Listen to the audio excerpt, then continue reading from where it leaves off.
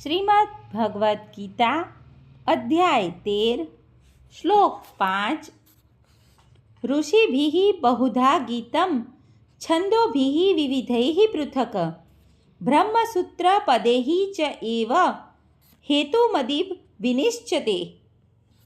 અનુવાદ: વિભિન્ન ઋષિઓએ વિભિન્ન વૈદિક ગ્રંથોમાં કાર્યના ક્ષેત્ર તથા તે કાર્યોના જ્ઞાતાના જ્ઞાનનું વર્ણન કર્યું છે.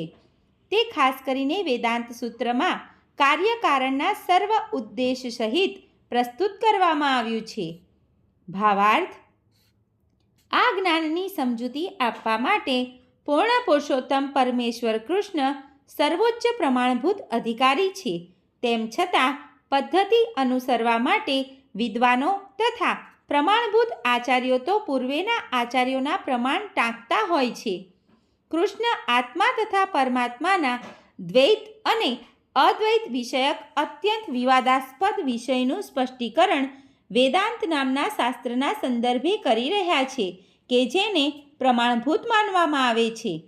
પ્રથમ તેઓ કહે છે કે આ વિભિન્ન ઋષિઓના મતાનુસાર છે. ઋષિઓના સંબંધમાં કહી શકાય કે ભગવાન ઉપરાંત વ્યાસદેવ મહાન ઋષિ છે અને તે વેદાંત સૂત્રમાં દ્વૈતનું સ્પષ્ટીકરણ સારી પેઠે થયું છે. વ્યાસદેવના પિતા પરાશર પણ મહાન ઋષિ હતા અને તેમણે તેમના ધર્મ વિષયક ગ્રંથમાં લખ્યું છે કે અહમ ત્વમ ચ તથાન્યે, તમે, હું તથા અન્ય જીવો અર્થાત આપણે બધા દિવ્ય જ છીએ. પછી ભલે આપણે ભૌતિક શરીરોમાં હોઈએ. હમણાં આપણે આપણા ભિન્ન ભિન્ન કર્મ અનુસાર 3 પ્રાકૃત ગુણોની યોજનામાં પતિત થયેલા છીએ. આમ હોવાથી કેટલાક લોકો ઉચ્ચતર કક્ષામાં છે અને કેટલાક નિમ્નતર પ્રકૃતિમાં છે. પરિણામે આ ઉચ્ચતર તથા નિમ્નતર પ્રકૃતિનું અસ્તિત્વ અજ્ઞાનને કારણે હોય છે અને અનંત જીવરૂપે પ્રગટ થાય છે. પરંતુ પરમાત્મા અચ્યુત છે અને 3 પ્રાકૃત ગુણોના સંસર્ગ દોષથી રહિત છે તથા દિવ્ય છે. એવી રીતે મૂળ વેદોમાં ખાસ કરીને કઠ ઉપનિષદમાં આત્મા, પરમાત્મા તથા શરીર વચ્ચેનો તફાવત દર્શાવવામાં આવ્યો છે. ઘણા મહર્ષિઓ છે કે જેમણે આ વિશે સ્પષ્ટીકરણ કર્યું છે અને તેઓમાં મહર્ષિ પરાશર મુખ્ય ગણાય છે. છંદોભિઃ શબ્દ વિવિધ વૈદિક ગ્રંથોનું સૂચન કરે છે. ઉદાહરણાર્થ, યજુર્વેદની શાખારૂપ તૈત્તિરીય ઉપનિષદ પ્રકૃતિ, જીવ તથા પૂર્ણ પુરુષોત્તમ પરમેશ્વર વિશે વર્ણન કરે છે. પૂર્વે કહેવામાં આવ્યું છે તેમ ક્ષેત્ર એ કર્મ કરવાનું ક્ષેત્ર છે અને ક્ષેત્રજ્ઞ 2 પ્રકારના છે: વ્યક્તિગત જીવાત્મા અને પરમ પુરુષ. તૈત્તિરીય ઉપનિષદમાં જણાવ્યા પ્રમાણે બ્રહ્મપુચ્છમ પ્રતિષ્ઠા અર્થાત પરમેશ્વરની શક્તિનું પ્રગટીકરણ અન્નમય રૂપે થાય છે, જેનો અર્થ છે અસ્તિત્વ માટે અન્ન પર નિર્ભર રહેવું. બ્રહ્મનો આ ભૌતિકતાવાદી સાક્ષાત્કાર છે.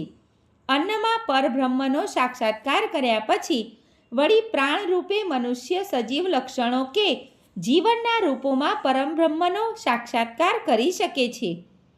જ્ઞાનમય રૂપમાં આ સાક્ષાત્કાર સજીવ લક્ષણોથી આગળ વધીને ચિંતન, અનુભવ તથા ઈચ્છા શક્તિ સુધી વિસ્તરે છે.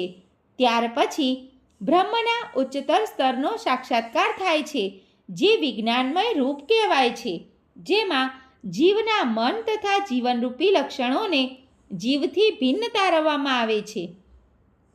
આ પછીથી આનંદમય અવસ્થા સર્વોપરી છે કે જેમાં સર્વથા આનંદમય પ્રકૃતિનો સાક્ષાત્કાર થાય છે.